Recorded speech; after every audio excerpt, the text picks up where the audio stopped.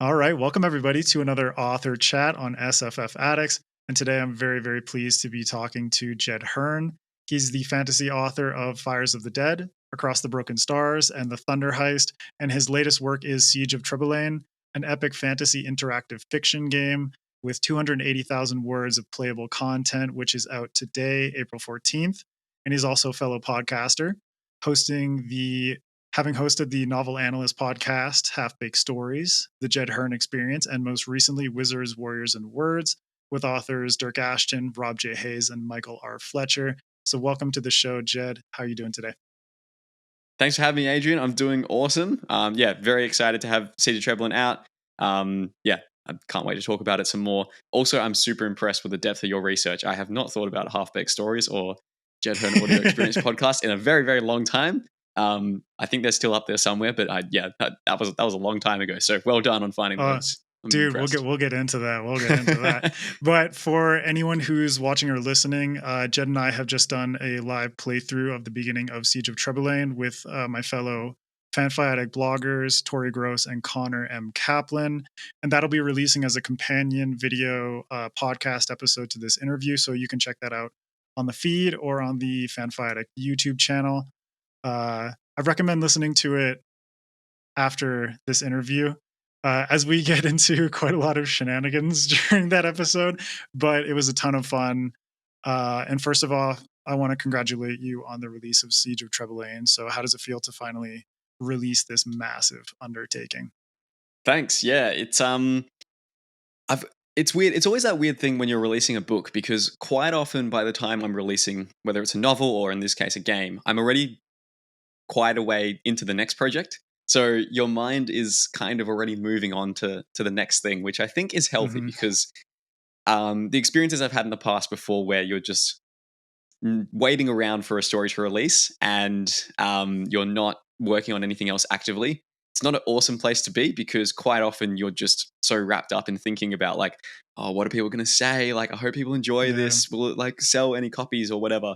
I think I've just learned over the years that it's a much nicer place to be already starting to write the first draft of the next novel when the previous one is releasing. The flip side of that, of course, is that then when you are like promoting the story that you've written in the past, it kind of feels like it was a really long time ago. So I'm really glad that we did that playthrough of it together recently, because it kind of like reminds you of all the awesome things that you kind of like packed into that story and how much effort you put into it and everything.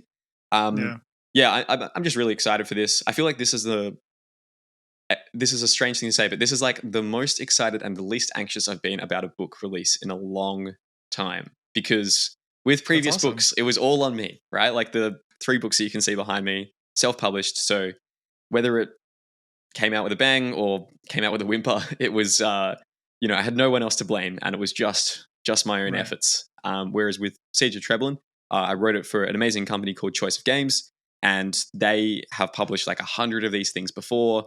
Some of their games have like won Nebula Awards, which is one of the big awards for like game writing out there. And they seem to know what they're doing. So it's really nice to know that they have some sort of strategy and audience and plan behind it, which has kind of freed me up to just be excited to have it out and to be like, oh, I can't wait to have my friends go through this and to see what choices they made throughout the game and where they kind of end up and what they think of the story and everything. So to kind of summarize, I would say, very excited, not feeling very anxious about this. Having said that, we are recording this slightly ahead of time. I hope that doesn't ruin the movie magic for me to say that. So no, it's fine. Perhaps by the time that this interview comes out, my thoughts will have changed. But at this stage, I'm just so excited for it to come out, and I've been working on it for 2 years. It's the longest project, the most intense project I've ever worked on, but it's been really rewarding because of that. And I just can't wait for it to be out in the world and to be able to point people towards a game that I've created. So very excited. Man, that's awesome. And we'll dig into the game a little deeper in a bit. But first of all, I wanted to ask you about your personal history with sci-fi and fantasy and reading and writing. Sort of, how is your SFF journey? Where did it start and how did it progress? Sure. That's an interesting question. I think the book series that made me want to, or the book series that made me realize what fantasy could be and that got me interested in it at a very young age was definitely the Harry Potter series. I started reading that when I was 7, and the last book came out when I was 9. So that was like very foundational in terms of like I'd always loved reading, but that series just kind of reached a whole nother level for me, and yeah, just was was so cool. And I probably reread that like I don't know, like 5 or 6 or 7 times, like Wow, dude. over the subsequent years after it was released, just because I thought it was such a perfect story, and I still think it is my favorite series to this date. So that that was probably like a big inspiration for starting my first novel when I was in school one day. We'd just come back from school holidays. I was 15 at the time, and my friend had come into class with this short story that he'd written over the break, and it was the first time that I'd seen someone write a story that no one had asked for. Because in school, you know, you have teachers asking for short stories for English assignments or whatever. This guy just came in and had written a story by himself, and I read it and I was like, "Huh, that's pretty cool." It seemed like he had a good time doing this. I might try doing that myself, and that led to me that very afternoon going home from school and starting to write a story called The Aeon Academy. And 360 days later, I finished the first draft of it, and it was Nice. an absolutely garbage first draft. Like the villain didn't come into the piece until like the third last chapter. It was all over the place. Like there were just multiple scenes of like, I don't know, characters eating and nothing happening, and like all these like rookie mistakes or whatever. That's what But everyone wants to see, man. They want to see that's what people everyone wants to eating see. Everyone wants to see the and nothing extended else. eating scenes. Yeah, and but the thing was, I loved it. Like I was absolutely enthralled with that process, and being able to like come home from school every day and to just enter this imaginary world that I was able to create was like such a fulfilling and enjoyable experience. And it really kind of like stretched me and challenged me because yeah, I'd never like I guess I had worked on, you know, side projects outside of school before, but there was nothing like this that I'd experienced where it was just such a fun experience. You really didn't feel like you were just hitting keys on a keyboard and looking at a screen. Like you felt that you were walking alongside the characters. You felt that you were being the characters in this situation. And yeah, ever since that, I grew deeply in love with writing. And that was 9 years ago. Started that book when I was 15. I'm 24 now. And yeah, I haven't looked back. I've just loved writing so much. And yeah, it's just the most fulfilling and enjoyable experience. So yeah, that's kind of my origin, I suppose.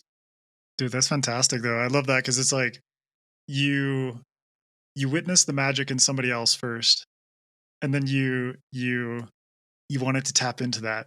It's Yes. just like, oh, this guy created something. He wrote it on his own and nobody asked him to do it. But that's the magic of being a writer and doing this whole fiction thing, whether it's fantasy or sci-fi, what have you. It's like, I want to write this thing for me. And the hope down the line eventually is that somebody else will read it and like it. But at the beginning, it's like, this is coming from me and I have to love it and I have to just be invested in this and passionate about it in Yes. order to actually carry this out until the end of like a first draft, regardless of how shit it is. If it's a pile of garbage, then it's like, whatever. That's what editing or revision is for, right? Absolutely. Yeah, that's a great way of putting it. Is like, yeah, experiencing that magic in someone else and then being like, I wonder if I can do that. I wonder if I can pull the same trick off. Yeah.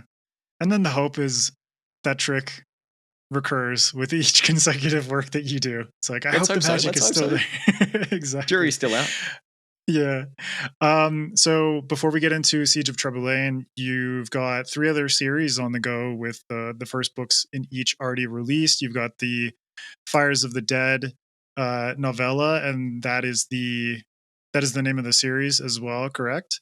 Um, and then you have Across the Broken Stars, which is also the name of the series. And lastly, the Thunder Heist and the Twisted Seas series. So, can you tell viewers and listeners a little bit more about each of those and what you have planned for them in the future? Sure. So yeah, just a little correction. With Fires of the Dead, that's just a standalone. Across the Broken Stars Ah, is okay. also a standalone as well. Okay. Um, and then Thunder Heist is the first in the series, but also can be read totally standalone too. Mhm. Yeah, so I'll go through them one by one. Fires of the Dead was the very first novella that I published. It's about a group of renegade sorcerers going into this haunted bushfire ravaged forest, and these sorcerers have the ability to kind of bond themselves to flames and then draw from those flames to project their own fires. And they're going into this forest to try to find the skull of a dead sorcerer. And the skull is said to have all of these interesting powers. And as such, there's a lot of other groups who want to get it as well. So it's kind of almost a fantasy horror in a sense, where you're following all these different characters into this very desolate woods. And yeah, there's this interesting magic system kind of going on in the background there.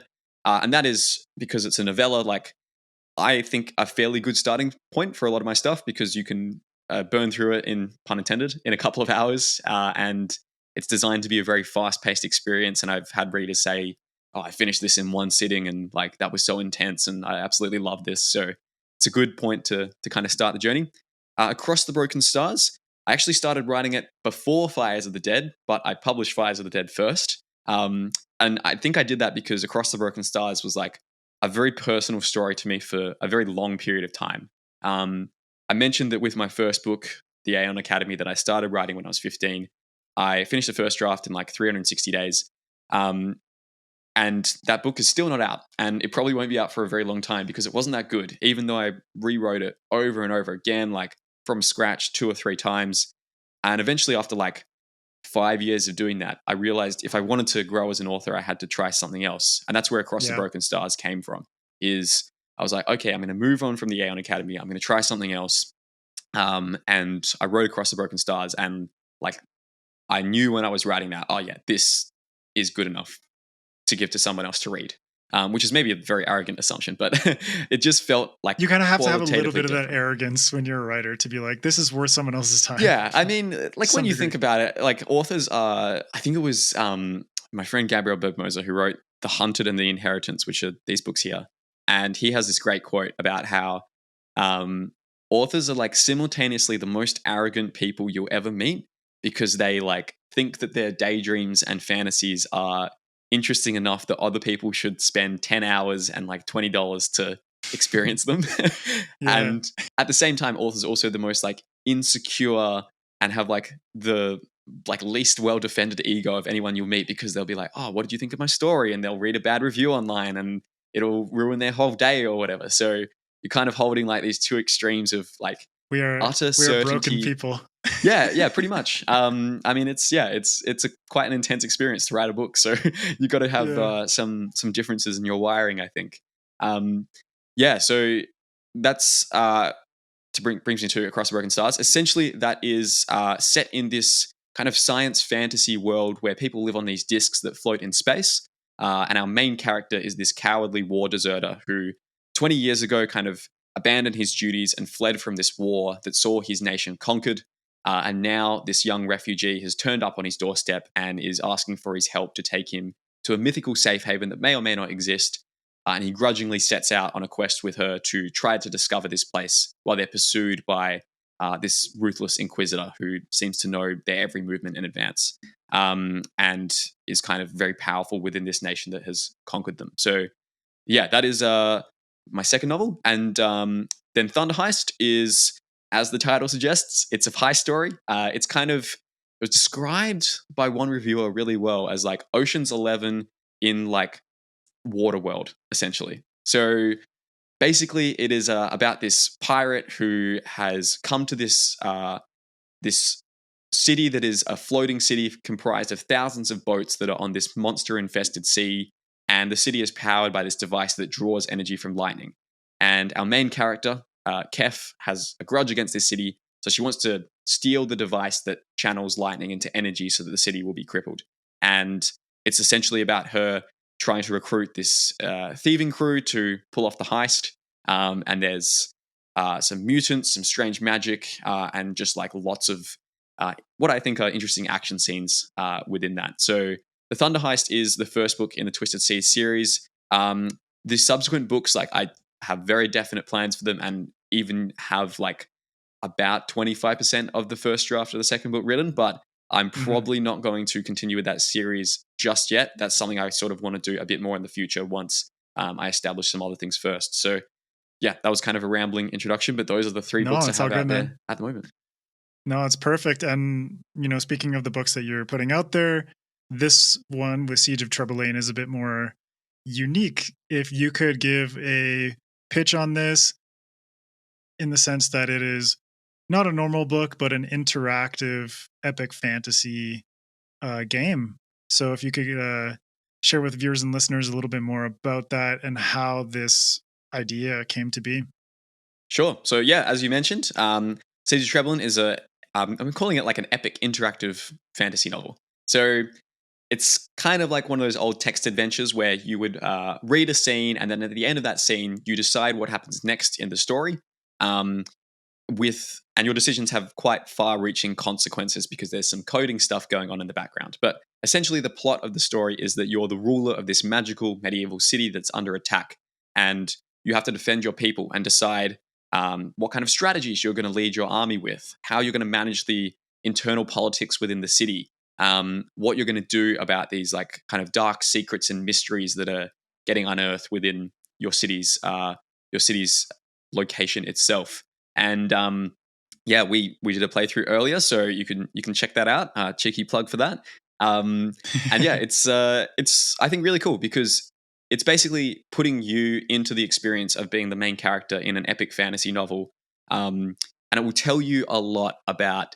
This is something I'm realizing as I see people go through it and stuff. Is it will tell you a lot about like who you would be as a leader in that situation. Like, how Right. would you respond to the most dire circumstance a leader could face, which is, your city getting attacked and you being the one who's responsible for defending your people in that situation.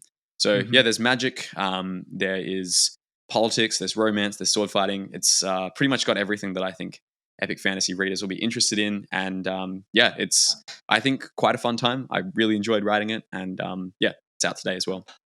Yeah, we had an amazing time during the live playthrough, but we touched on it a little bit during that. But where did this idea come from originally, and what made you decide to tackle this massive undertaking of an interactive fiction game as opposed to, pursuing this similar idea or the same idea exactly in the form of a novel or a series or something like that? Sure. So probably the inception of it came back in 2016, which was like a lifetime ago now. I was like, what, 6 years ago? Uh, Pre-pandemic yeah, days, we it's don't a even know. very, very, very long time ago.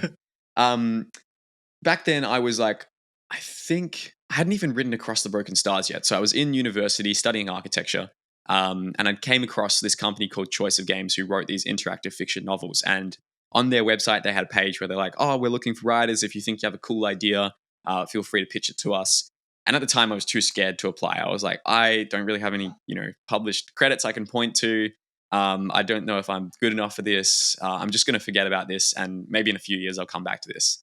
And then a few years later, I was just looking through. I think I was looking through like various short story markets online because I'd written a few pieces that I wanted to get published, and I stumbled across them again. And I thought, huh, I've published two books because this was like early 2020. I published two books. I feel a little bit more established now. Maybe I'll give this a crack. And I applied to them, not really expecting to get through because I had talked to one of their authors before, and they were like, "Yeah, it's apparently really hard to get into them these days. But go for it. You like obviously you're going to miss if you don't take the shot." And they seemed to like the resume that I was kind of submitting, which was just talking about the previous books I'd published. So they asked me to send them a couple of different ideas. So over the course of the next week, I kind of played through a couple of their games and thought about ideas that I would want to write about in my own story. And I came up with four different pitches. Siege of Treboulain was interestingly the pitch that I think I worked the least on, but I think that's because it's the one that I was like, I just sometimes like you get stories that just sort of come to you and you're like, this is a fully fledged idea, and I understand exactly like what the central conflict of this is, what the theme is going to be, like Right. why this will be an interesting experience, and it just kind of like flows out of you, which is I think a really good sign. Um, so yeah, there were like four different concepts. Very, very happy that Choice of Games wanted to go with Siege of Treboulain because, like, in hindsight, having to write one of those other three concepts would have been way harder. And I would not have made as good a game, in my opinion. Out of Um, curiosity, what are some of those other ideas? Just like sure. a I'll give you a brief boilerplate overview pitch. because, like, I might go back and write some of them at one stage. Mhm. One of them was like you're the pharaoh of Egypt and you have to like rule Egypt basically. So there were elements of that that kind of played into Siege of Treboulain. Another one was you are like a playwright who is kicked out of this theater company in like Elizabethan London, and in order to get revenge, you have to set up like your own theater company and try to like put on plays that draw the audience away from the other rival. Yeah. Which I was like, that would be so sick, but like it's I feel like it's such a niche audience, like Yeah. Yeah. vindicative Yeah. people who like plays and Elizabethan London is like a very very niche subset. Um, and then the other one was a sci-fi thing where you would be like running for governor of this lunar colony on Mars. And yeah, you've got to try to like manage this uprising that's coming as well. So a lot of them were verging into like you're a leader, like you have to make these difficult decisions about resource allocation and people management. Mhm. Because I think that's fascinating territory to explore in this type of game because you're never going to be able to satisfy everybody. So you're going to But learn where especially your with priorities player really lie. choice, giving them that role to play allows for the variability um in how they manage their society or their Yes. kingdom or their lunar colony, what have you. And it's really cool that to hear your other ideas. And it's like 100% they fed back into Siege of Treboulain and what it ended up being, you know. And I think that's a cool insight into how your mind sort of came into this interactive novel format with this similar thread that connected these different ideas, and then to see how that came into the final product of Siege of Treboulain is awesome. Thank you. Yeah, I think it is interesting that you bring that up because yeah, there are literally bits from those ideas that I feel that I stole and put in wholesale. Like there's one scene in Siege of Treboulain where You like stole them from yourself and put I them in stole them for wholesale. myself, It's so totally fine. It's all good. is he free? Who knows? But there's Yeah. one scene in Siege of Treboulain where like you go to the theater that is owned by this really rich merchant in the city who's one of the main kind of non-player characters. Um, and you can like decide what the players that you see. So you can pick from like a couple of different options. So you can be like, what's the title? What are the themes of the play about? Like, what's the kind of central conflict? Like, what do the actors look like? And it will basically like generate your own custom theater experience. Um, Nice. so that was like something that was stolen from that.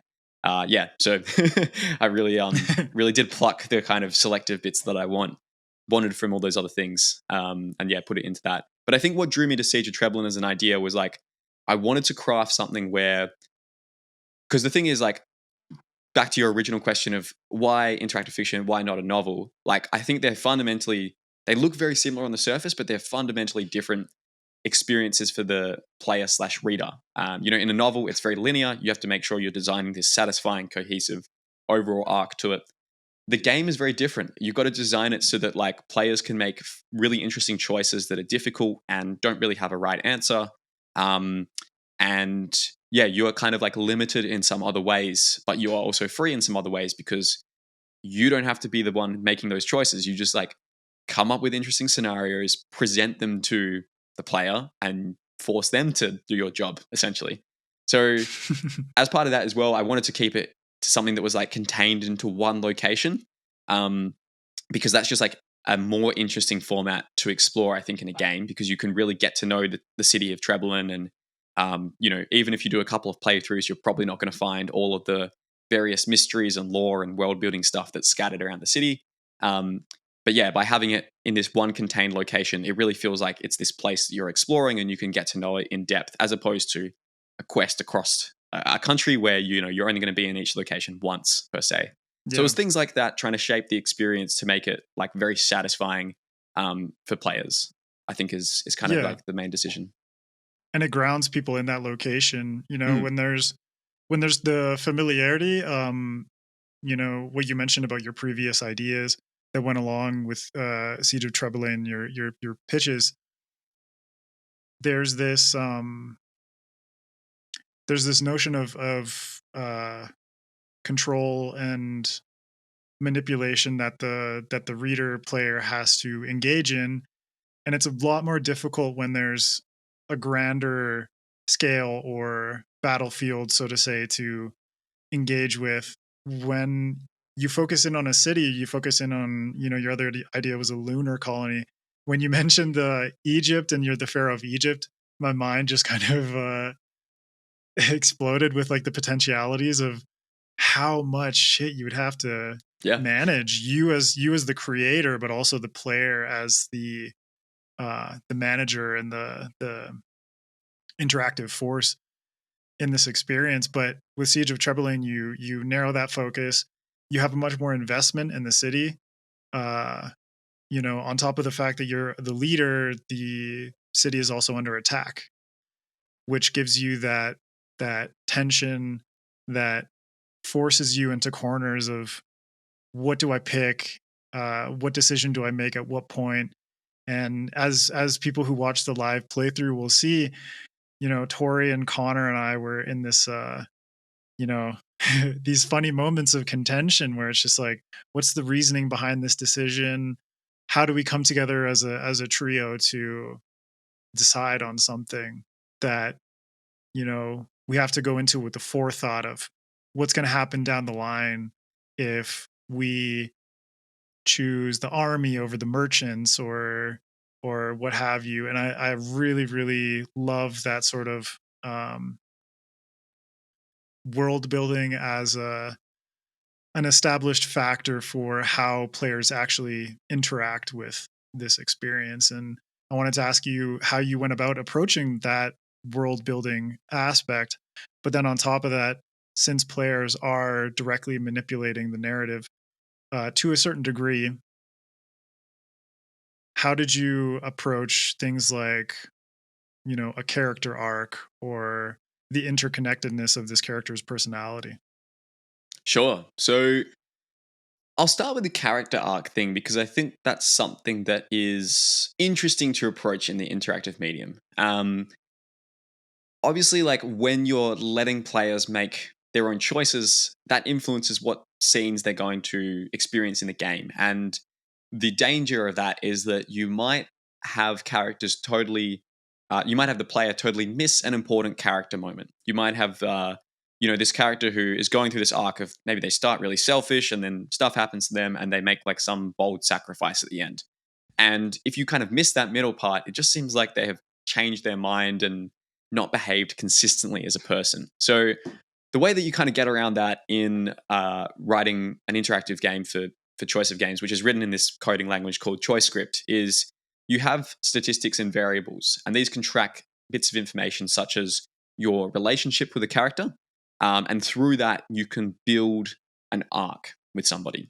So what I mean by that is that there are four main non-player characters in the game. There is Priestess Saphira, who leads the Arbiturgic Order, which is Treboulin's main kind of religious institution. There is General Heartstone, who leads the army. There is Dimi Floros, who leads the kind of merchants. They're the most like rich merchant in the city. And then there's also an artist called Celestino Yearn as well, who has been contracted to create either like a sculpture or a painting or like some fountain that represents you as a ruler.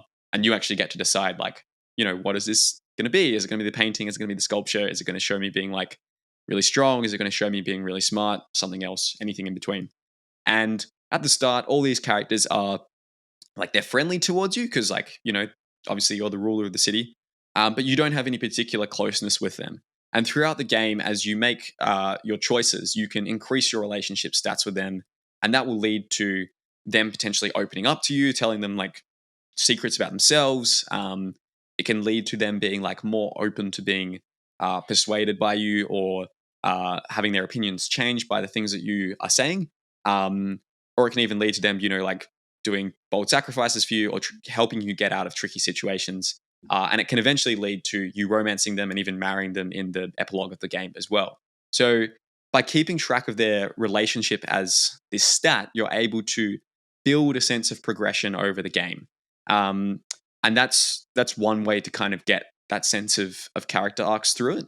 In terms of like the world building as well, it's a similar but different problem. The problem is that you generally want to be foreshadowing interesting things with the world building, such that when you're presenting characters with a situation to investigate the catacombs beneath the city because there's something mysterious going on there, or whether you want them to um, go to like this part of the city that has this particular piece of information or this bit of interesting lore there or whatever, you want characters to not be going into that option super blind. Like you want to give them a bit of foreshadowing Right. beforehand so that they can know what might be down in the catacombs or might not be, so that they can know what is appealing about this other part of the city. So the way that choice of games kind of structure their stories, which I think is really cool, is what they call like a hand and fist approach. Sorry, a fingers and a fist approach. So every chapter starts in the same spot. Every chapter finishes. Oh, that's not true. Every chapter starts in the same spot. So what that means is that throughout the chapter, your choices can branch the narrative and lead to you experiencing different things. And then there will be certain kind of node points throughout the game where, for instance, no matter what pathway you pick, like someone's going to attack your city. Like the siege is going to Mhm. happen at some point. So, Yeah. you start chapter one, and you have to do a negotiation with this ambassador. You have to experience this important festival that's happening in your city. In that festival, you choose. You decide whether you want to go to one of four different locations, one of three different locations, sorry, and experience something there. And then at a later point in the game, like the options kind of coalesce back into the moment when someone attacks your city. So the idea with world building is to try It's like to the fists. So it's kind of like the fists are like the node points, and then they spread out correct into into disparate fingers and then they get back decisions, into and then they come fists. back to, yeah. That's super cool. Yeah. I like that. So that's really important because otherwise your story just branches endlessly and there's no cohesion to it. So Infinite. infinite storylines, which like Madness, madness, you can madness. do it. Like there's games out there that do it, but a lot of them end really quickly because Mm, once you get past four different branches, it's just this really messy tree. So with world building unsustainable. Yeah. and trying to give across, like really important details, you want to strategically locate it in those node points so that everybody is going to understand this important bit of Treboulin's backstory, or everyone's going to understand this important rumor about one of the characters, for instance. The other way you can do that, which is trickier, and because I want to make it challenging for myself, I had to do sometimes, is you make sure you mention it in every single like branch. So you might get to a decision, branch up to 4 points, and then you have to try to mention something in every single branch and like make it logically work in there, which is more difficult. But yeah, that's sort of the approach to character arcs and world building, I would say. No, that's fascinating because um I like how both the approach to character and world building, are these puzzles that you have to solve, but obviously you have the backing of the game company to give you these tools with which to tackle these problems. And you know, the character arc thing, I love how you explain that. It's like everybody has the ability to infuse themselves into these characters, but there are these through lines that make sure, you know, regardless of what choices you make, who you interact with, who you befriend or charm or romance or what have you, you're going to get to this endpoint. You're going to feel satisfied with how it relates to the overall story, and at the same time you're going to feel like this is a reflection of me. Yes. Like when we were going through the live playthrough, it's like obviously there were three of us who were infusing ourselves, but there are certain points, like you said, when you get to name a when you get to pick whether you want a statue or a painting or what have you, or fountain, or when you get to choose the play that you want to be put on, who the actors are, what the themes are, what the story is, et cetera, et cetera. But also name it. I think those are the kinds of key little details that don't seem so grand, that come together and build upon each other to give you this really, really strong foundation for a character that feels like you, is a Absolutely. representation of you, which is something that a regular story, a novel, novella, short story, what have you, has much more difficulty with, because it's like that character is set in stone. The same thing with with the world building. It's like that world is set in stone, you know?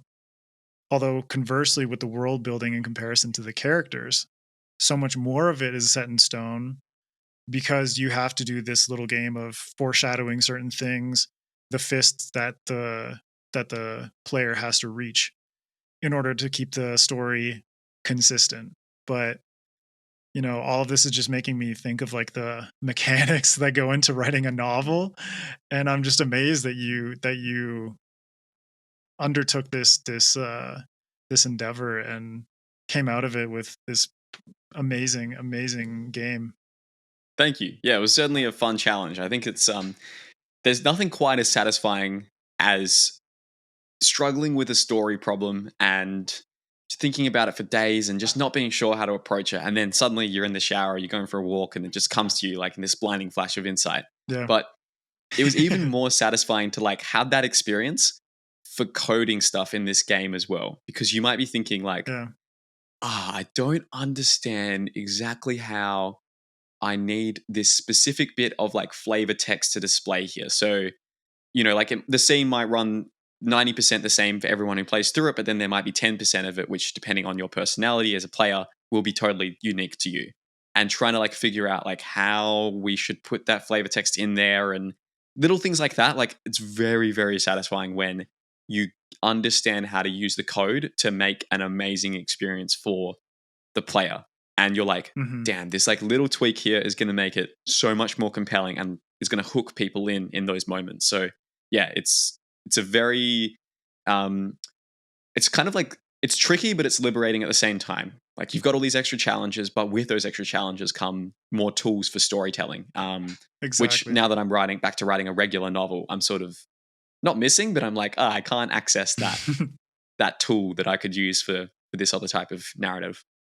Yeah, and I mean, it's like you have these tools that work for the novel format, you have tools that work for the interactive experience, and it's like I can imagine for you it was like you said, it was liberating to jump into that and think, you know, as someone who writes, you spend so much time trying to figure out craft and reworking your interpretations of like how do I write compelling characters, how do I create an interesting world, but then with each new project you sort of have to recalibrate depending on the necessities of whatever story that you're telling. But when you come into this interactive thing, it's just like kid in a candy shop, like, oh shit, I get Yeah. to learn something like completely new. And especially when it comes to new tools or like a new language of storytelling in the form of this coding platform that the company, what's the name of the company again? It's called Choice of Games.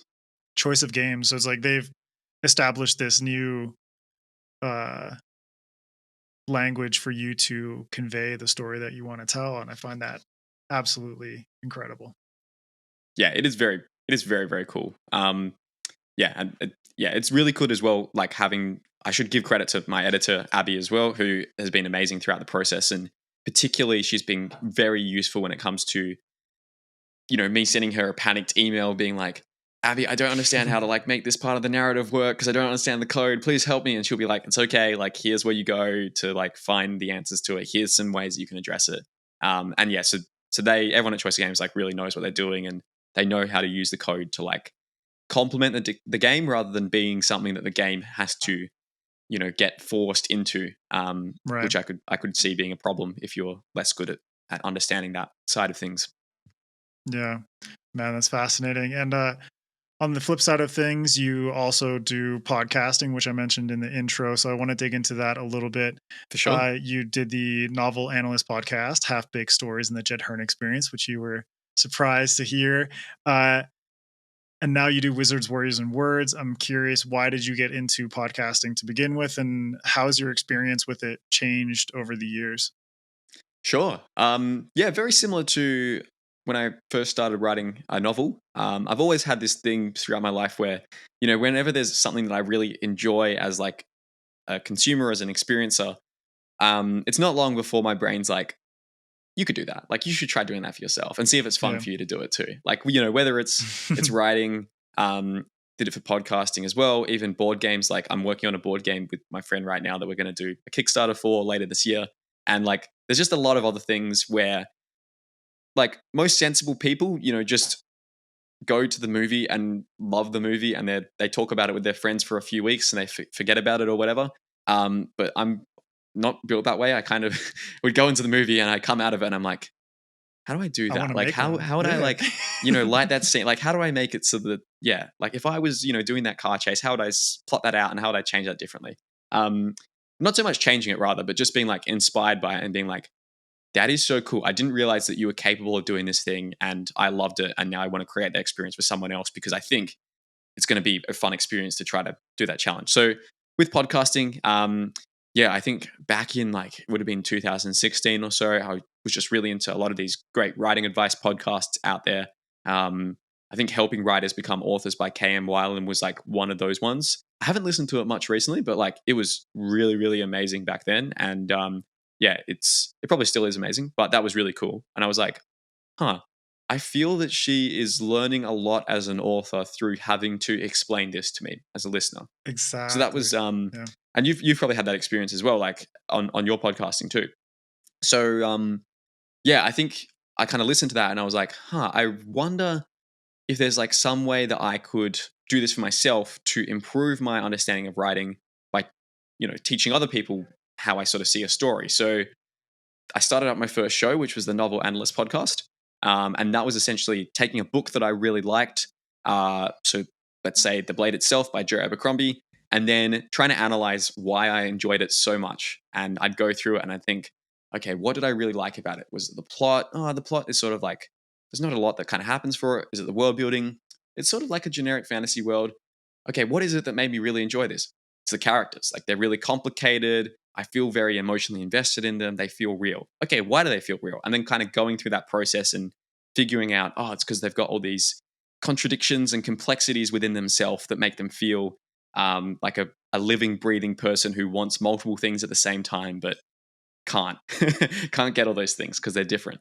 So basically, on the Novel Analyst show, I go through various books and I sort of break down the storytelling lessons from them. And that was the first podcast that kind of got me into the podcasting area. Used it to interview a lot of authors. Met some awesome people through that. And after doing that for probably about maybe 2 years or something like that, I decided to shift onto doing Wizards, Warriors, and Words instead, which is a bit different. It's a panel of 4 fantasy authors talking about one topic at length.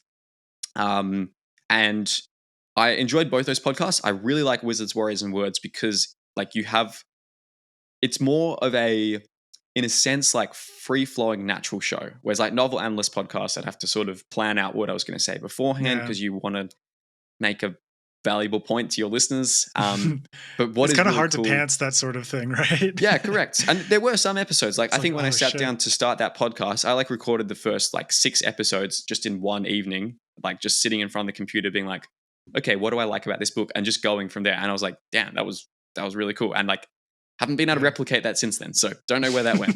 But Lost the and magic those, early, but it's okay. yeah, just lost the magic early.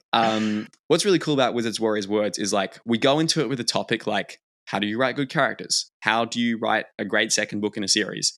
And we're like figuring it out on the spot, which I think is really valuable for authors because it kind of shows you the unfiltered like thought process that other authors are using to decide how to create good stories. And that's probably why I think it's resonated with listeners a lot more. And we're at the point now with that podcast where we are getting like a lot of listener feedback to it, whether that's comments on the YouTube channel, people sending emails in with questions, and even voice messages recently, which is super cool.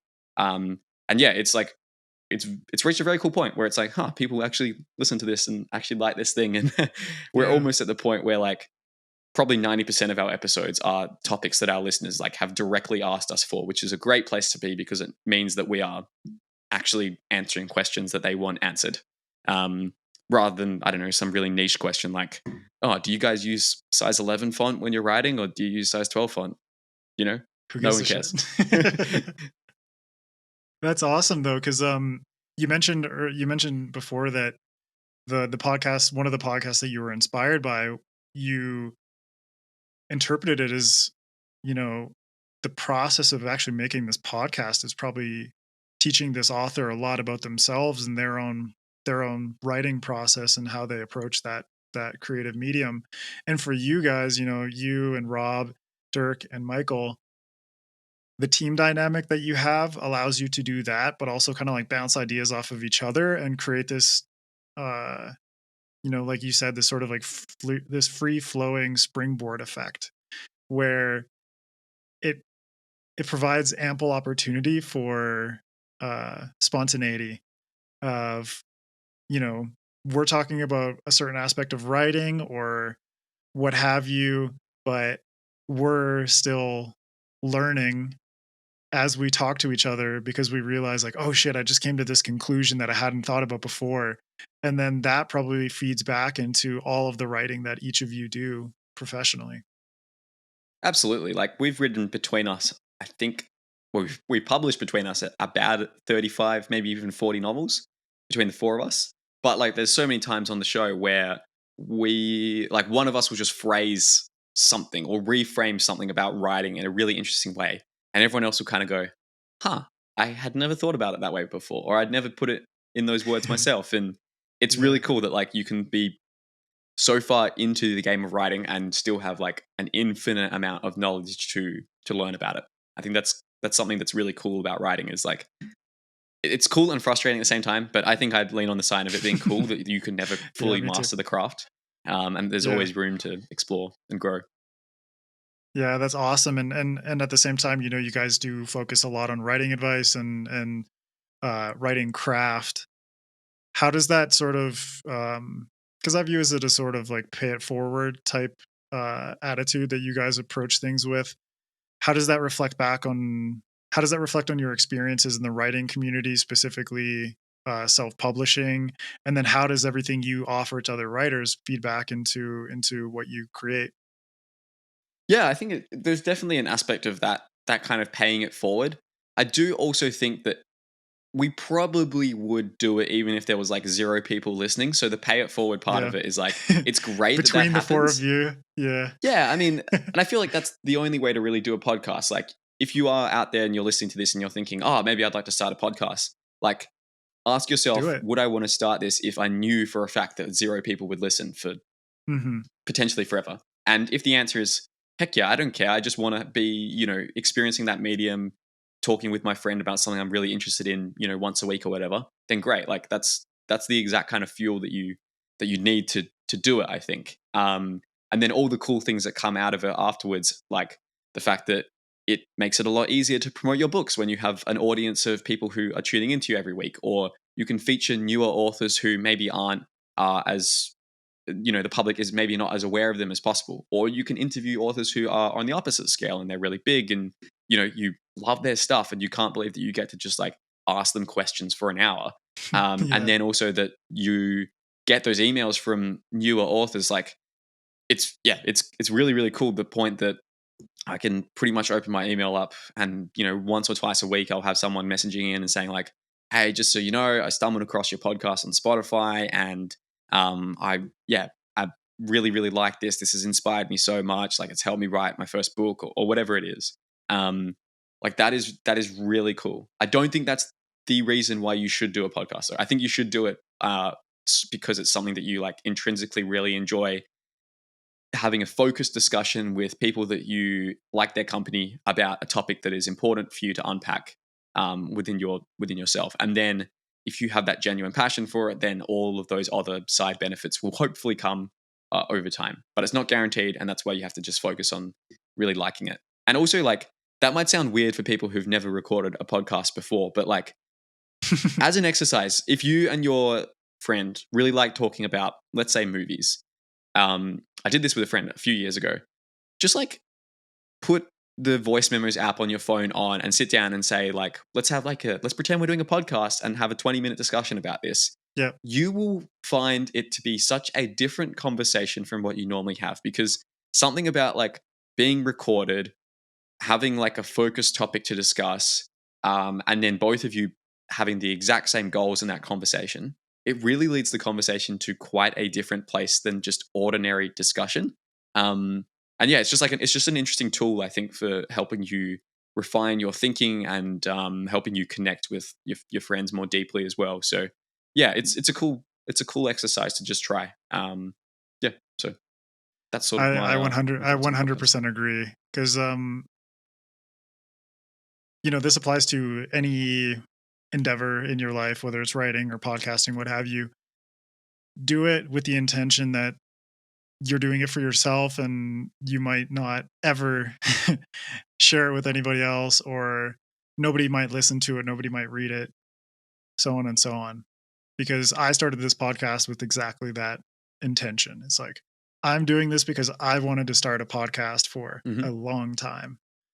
And I just did it because it's like I joined FanFiAddict and the book blogging community, and I started to meet all these people around me. I started to connect with other authors, and I'm like, oh man, you know, as I take writing more seriously, I want to learn from these people and I just want to talk with them and see what happens. And I agree completely. It's like if you go into a conversation with the intention of like we're being recorded, something in your brain switches and you take on like a more critical approach to whatever you're talking about, with the knowledge that every single thing I say is going to exist out there as it's, you know, as a tangible sound bite or word or sentence or paragraph or what have you. And um, I think what you guys have done with Wizards, Warriors, and Words, and this is a tease for what's coming later this summer, but we're going to be digging into SFF podcasting and what that kind of does for all of us as authors. But what you guys have done with Wizards, Warriors, and Words is just it feels genuine because it's four friends who come together talking about things that they love, and everything else that comes from that is just a bonus, you know? Yeah. It's like regardless of what happens, you get to chill with your friends once a week knowing that they're halfway across the world, and just embrace that love and passion that you guys have for writing and sci-fi and fantasy. And that's the key. Yeah. It is very cool. It is very cool. And yeah, it's particularly been good at times when, maybe you're like in the middle of a particularly difficult project and you're wondering like, oh, should I give up writing? Should I stop doing this or whatever? And then you get Yeah. on the podcast and you talk with them and you don't even talk about like the particular thing you're struggling with, but just being around other people who are progressing towards the same goals that you're progressing towards. And I would definitely say the other three authors on the podcast way more successful than me, way more established. So I'm definitely like in such a cool position for learning because they have really achieved things that I have my sights set on achieving too. Um, it's really motivating and it like recharges you and it rejuvenates you to be around people who are interested in the same things that you are. Because yeah, like there's not a lot of other people I know in person in Perth, Australia, which is where I live, most isolated capital city in the world. So yeah, um, but I love it here. It's great. There's not a lot of like other authors out there who have achieved the kind of I suppose like the levels that other my other podcast hosts have gotten. So yeah, it's really rejuvenating and really like remotivating to get on the calls with them, especially when you might be feeling a bit low and you're struggling with a project or anything of that nature. Yeah. Yeah, that's awesome. And you know, we've been talking about podcasting and writing and all these different things. How do you sort of find balance in everything that you're doing, you know, to stay productive in terms of writing and podcasting, but also feeling like the diversification of your creativity is served for the better as opposed to being hindered by broadening your creative output? I wish I had a great answer. I don't know. I still kind of grapple with it. Yeah, I guess you have to remember that like the writing comes first, and you've got to like sort of in the world of finance, which as my day job, I work 4 days a week at this financial technology company, which is really fun. And in the world of finance, when people are talking about saving, there's this kind of common aphorism that like you have to pay yourself first. So when you get your paycheck, like rather than paying all your bills and going through the whole month doing your spending or whatever, and then hoping to have something left over to save at the end, the better approach is to like take your paycheck, and then just decide in advance what percentage of that you want to put directly into a savings account. And that's something that I've been doing for like 2 years or so.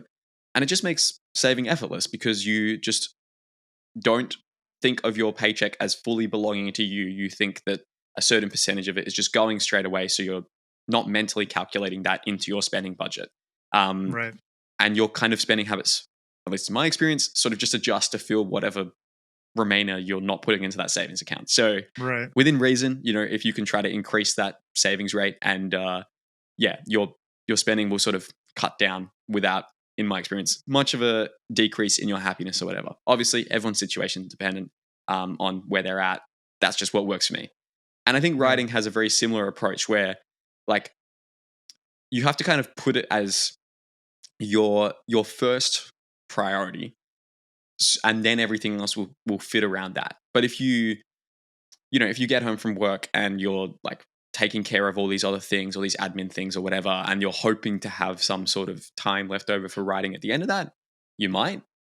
It's more difficult because your other work is just going to sort of expand to fill all the time available for its completion. So when it comes to balancing, writing versus writing an email newsletter versus doing a podcast or whatever, as much as possible, I try to make writing like the first thing that I do. And that's not, I can't really do it before my current job because I get up at like 6 a.m. Because of Mhm. time difference things, which is kind of annoying. But Yeah. the first thing that I try to do when I get home from work is, on most days, I would either just like go to a local library and write there for a bit, then go home. Other days, might go to the gym, go home, and then write from there. So it's just trying to make sure that writing is like your first thing. And then if you can do that, you will fit other stuff around that. Today's probably not a great example because I got up a bit later this morning and we've been doing this podcast all morning. So haven't done any Yeah. writing today, but that's all good. Apologies. Yeah, that's all good. This has been great. So well worth the sacrifice. Yeah. But yeah, I think with podcasting, like, yeah, you just have to like focus on writing as the kind of main thing. It's very easy to get distracted by like trying to like optimize things which aren't that important. And you just have to remember that like as an author, the most valuable use of your time is going to be not redesigning like the colors on your website or figuring out like the perfect font to use in your email newsletter or anything like that. It's going to be writing, which is Yeah. not an awesome message because sometimes writing is difficult. But and that's something I have to keep reminding myself. So yeah, I wouldn't say I'm necessarily a master in that. I think I'm pretty good generally at like sticking to deadlines, being productive, being consistent. One tool actually that I can give some practical advice and I would suggest for people to follow is I have like this writing spreadsheet on my computer, and every day when I do my writing, I write down how many words I wrote, how many minutes it took to do them, and then it like makes a box go green for that day. And you just want to keep the chain up. You want to just keep writing every day and maintain that chain and maintain those consistent word counts and consistent time put into your project. So that's probably been the number one thing that's been very useful for trying to keep productive and consistent with writing. Yeah, to sort of like gamify it just a little bit because the Mm, human brain is super responsive to that kind of thing. And I think actually everything that you've said has hit home for me because I'm trying to um just trying to find balance between, being a father, being a stay-at-home dad and podcasting and writing and tweaking things here and there to sort of figure out like what's the best balance. In my case, it's like uh writing can't be the number one priority because I have sure. a child. Yeah, So that makes total sense. I don't have a kid. So. yeah, so it's like it's kind of yeah, so it's kind of like your formula, but just like recalculated for every individual based on what their priorities are Mm, essentially. And for me, um, after quite a long time, I think I've finally found not the perfect balance because it's never going to be perfect and it's always going to be changing, but something that works in the sense of consistency and satisfaction in everything that I'm doing, whether it's with the podcast, whether it's with my writing, and then all of that orbiting around this little poop filled diaper of a child, this beautiful little boy. But yeah, man, I really appreciate all the advice that you've given, everything that you guys do with Wizards, Warriors, and Words. I'm really excited to collaborate with you guys. Everyone can stay tuned for that in Yes, it's gonna be July. good. But to close out, if you could share with viewers and listeners what you're currently reading, watching, or listening to that you'd like to recommend. Sure. So I'm currently reading Children of Dune, which is the third book in the Dune series. Um, I'm scared. I'll say that because I love the first Dune book. I read it twice. I tentatively Googled Dune sequels because I knew they were out there, and people were like, they get bonkers. They get absolutely Yep. bizarre. And I was like, Oh yeah. okay. And then I decided to kind of tentatively try Dune Messiah, which is the second Dune book, and I was really, really apprehensive, but I adored it. Like I liked it. I liked some aspects of it almost more than the first Dune book, which is maybe sacrilegious, Me too. but I was just like, this is so brave, and I haven't seen anyone else do this. Where your first book was like this iconic hero's journey, and then your second book is like, let me undercut everything that I did in the previous book, but it's not undercutting because the seeds of it were sown in that previous installment. Exactly. Yeah. Um, and it's great because it's like in some sense, the first book is almost not Disney-ish by any stretch of the imagination, but like it ends in a place where you're like, okay, this was satisfying. But then the second book is like, no, actually, what would happen if it ended in that place and it kept going? Because in real life, you don't just reach the happy ever after and that's it. Like you have to contend with what happens after Consequences, it. man. And Yeah. yeah, consequences. And I think that the second book did such a great job of exploring that. Yeah, it just really grappled with some big questions. Like if you have somebody who knows the future in every detail, does that mean they have any freedom in their life? Are they just a slave Mhm. to the visions they've seen? Can they change it in any way? And yeah, all of the horrific things that come across with that. So really, really like Dune Messiah, and it perfectly expanded upon the first Dune book. So Children of Dune, I'm about like maybe 2/3 of the way through it so far, and yeah, like I think maybe the first half I was a bit like, I don't know, I don't know. And then probably around the halfway point when it really starts kicking into gear, you're like, damn, this is good. This is good. But yeah, it's just I don't know. I respect Frank Herbert as an author as what he's done. It's also funny how his books just seem to get subsequently weirder and weirder and weirder. And like, Book four is when shit gets is that when it really gets weird. mad? See, this is the Yep. thing I'm struggling with, right? I'm like, do I comfortably end it at Children of Dune and say that was a trilogy? I'm going to forget about the other things after this, or do I like keep going down the rabbit hole and see how far it can go? What do you think? It's difficult because the rabbit hole extends to his son. Yes, So Brian Herbert continues writing Dune novels. I sure, think with Kevin J. Anderson, that's they right. Yeah, they yeah, collaborate on a bunch of stuff. So yeah, the rabbit hole's never going to end if you let yourself okay, just continue to fall into it. that's scary. Um, I think, yeah, if you feel satisfied with what Dune has given you, I think book three or book four are like logical endpoints. Okay, that makes Yeah, sense. because it's like if you continue after book four, five and six, things get even weirder, All right, and then that's going to sort of probably convince you to just kind of see what else that world has to offer. Because at that point, it's like you're six novels in, you're invested in the Dune universe, and you're you're probably so going to want deep to in the read his Dune. son's. Yeah, yeah. So I think like Yep, three or four is the logical endpoint if you just want to leave it at that. that makes a lot of sense. Yeah, I mean, it's just funny. It's just funny how like all those authors back in like the 70s and stuff, and Philip K. Dick, who wrote like the books that became Blade Runner, Total Recall, Crazy shit. Minority Report, and everything. They were just like on so Yeah, much acid, and like their books are amazing because of it. Like I don't know if you've ever yeah. read Valis by Philip K. Dick, but Oh god, Valis is insanity, dude. you've read it. There's some there's some weird.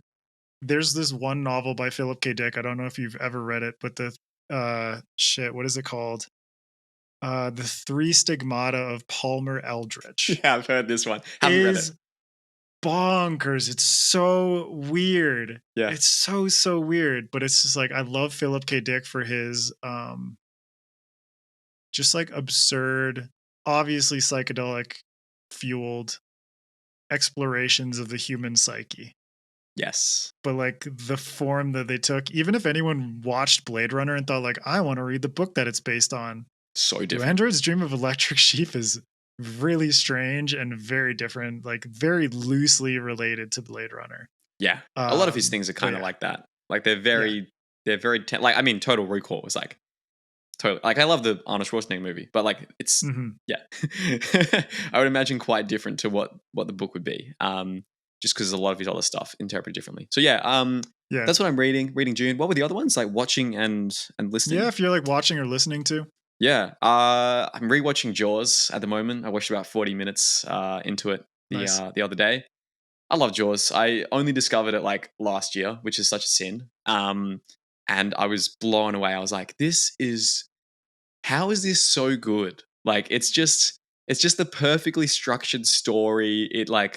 It's funny, it's tense. It's a horror movie set in a pleasant seaside village. How does that even work? Like it Yeah. looks beautiful. I want a holiday in Amity, but it's also horrifying at the same time. Like, yeah, it just has this weird it's just this weird this pull and push from that. Everything with Quint is just amazing. All of his monologues where he's like, gonna do a really bad Quint impersonation here, but he's like, 400 men went into the water, only 100 came out, and the sharks took the rest. Like his monologues are just golden. So yeah, I got about 40 minutes into that the other day, and probably going to finish it tonight. So looking forward to that again. In That was a terms solid of impression, by the listening way. to, thank you very much. Thank you very much. Thank you very much. Yeah, I one thing I have been meaning to look at, and this is like for you Jaws fans out there. In lockdown, a bunch of Jaws fans made this thing called the Jaws We Made, where just like hundreds of people filmed like one scene from it each, and then they stitched it Oh, together cool. into this overall movie. And I've been meaning to watch it for a while, so I'll probably see it after I watch this movie again for the second time. But it's like the shark is like this little Lego figurine coming towards this toy boat in one Hmm. scene, and in another scene, like That's brilliant. yeah, it's just really cool, and it's like it speaks to the ingenuity of the fandom of it, and it's kind of it's Hmm. crazy that like it still is an enduring thing. We'll close out with what you're listening to. Yes, yeah, listening to at the moment. Got a couple of podcasts that I really enjoy. Been big into. There's this podcast called the Charlie and Ben Show, which is run by I don't know if you've ever seen Charisma on Command's YouTube channel. But they Nope. basically like break down how to be a more charismatic, confident person, and they have a really interesting podcast that is about a totally different topic. It's just them like riffing philosophical takes on like a lot of politics, a lot of like current news events, and I really appreciate it because it's so good at making you step back from like the zeitgeist, that what everyone is thinking and talking about, and they're like, yeah, well, you should like think about it this way instead because these are the other ways in which you're, thinking about that applied to a different situation. So I feel like that Yeah. podcast has been really good for improving my ability to rationally reason about things. So yeah, really, really enjoy that. That's been good. And then what else? In terms of podcasts, yeah, I mean, been listening to occasional Wizards, Warriors, and Words episodes sometimes. Just Don't gotta pimp usually your own listen stuff. back to myself. Um, yeah, there's like just a couple of other comedy podcasts that are quite good as well. I'm getting up my Spotify to see what else I actually have. Um, yeah, what else is on here? I really am a big fan of the Hamish and Andy podcast. They're like a bunch of Nice. Australian comedians, and yeah, not sure if you're familiar with them before. Yeah, I am. Yeah. Yeah, they have a great podcast. That's kind of where I would Fantastic. like to get my podcast to the point where they're pretty much all listener generated in a sense. Like they would have, maybe 5 segments in the show, and for each segment they might have like a listener calling up with like a special skill or some listeners like providing information about seeing one of the hosts randomly doing something throughout the week or whatever. And that kind of level of like interactivity and engagement between the hosts and the listeners is like really Right. inspiring. And I would love to get to the point where Wizards, Warriors, and Words is like not just 4 of us having a conversation, but like 4 of us having a conversation, and also like hundreds or thousands of other people out there also being part of that conversation. Yeah. So yeah, that's those are probably the main ones. Yeah, I'm very addicted to podcasts, so I won't run through the whole list of everything I listen to, No, but I but love your it's been my thing. recommendations, and yeah, I mean, I have similar ambitions with this podcast to be able to just get more interaction in there and everything like that. But honestly, Jed, I really appreciate you taking the time, hanging out with me today, chatting about your work, but also doing the live playthrough with Tori, Connor, and I. And I highly recommend everyone who listens to this interview go check that out Yeah, because it go was check it a out. ton That was of awesome. fun. But can you please tell listeners and viewers where they can find you on social media, and then where they can find your books, as well as where they can play Siege of Treboulain? Sure. So I'll start with Siege of Treboulain since that's probably the thing I'm most interested in, having just come Yep. out today. Um, I think Adrian will probably pop a link down below, but basically, if Yep. you just go to jedherne.com/siege, that will have a page that on my website that has all the information. You can also just Google like Siege of Treboulain Jed Herne, and you will be able to play that on your iPhone, on the Internet Explorer, that sounds so old, on your browser, on the Steam store, basically anything with a screen. On your Um, Mozilla, your the Chrome, Internet whatever. Explorer, on the World Wide Web, you will be able to find this game. Um, yeah, so that's the main one. And yeah, you can play the first 3 chapters of that for free and have a think about it and see what you think. And it's also at a discount for the first week or so. So yeah, go check out Siege of Treboulain. That's probably the main thing. In terms of podcasts, I run Wizards, Warriors, and Words, which is a fantasy writing advice show. We've talked about that before. And probably the other main platform would be my YouTube channel, just called Jed Herne Writer, where I also post some other types of like writing advice videos. And then yeah, lastly, I'm on Instagram at Jed Herne. That's mostly just if you want to see photos of me like bouldering and yeah, which is rock climbing without ropes. I'm very addicted to it, and I love it. It's such a good escape from writing, and it also means that when I read scenes in fantasy about characters climbing up trees or mountains or whatever, I get a little bit annoyed when they don't use correct technique. So You're yeah, that guy. that's my main You things. need a sensitivity reader for climbing. Yeah, pretty much. Yeah, if you're writing a climbing scene and you want someone who is a okay climber to give you feedback, then send it through to me. No joke though, no joke. In my current novel that I'm writing, like in a couple of days, I'll be writing a scene about a character climbing up something, and I'm Yeah. so excited to write it. I'm like, Oh, nice. people are gonna Believe understand this. what climbing is all about, and like yeah, I hope to do what John Gwynne does for his books, where he like is a Viking reenactor and has all the armor, so he knows all the Yeah. techniques and everything. I want to do that for climbing. So yeah, if you want to see my climbing videos, you can check out the Instagram. Awesome, man. Well, yeah, thank you so much. I had a blast hanging out with you today. So Likewise, thanks for having me on, Adrian. I really appreciate this. This was great fun.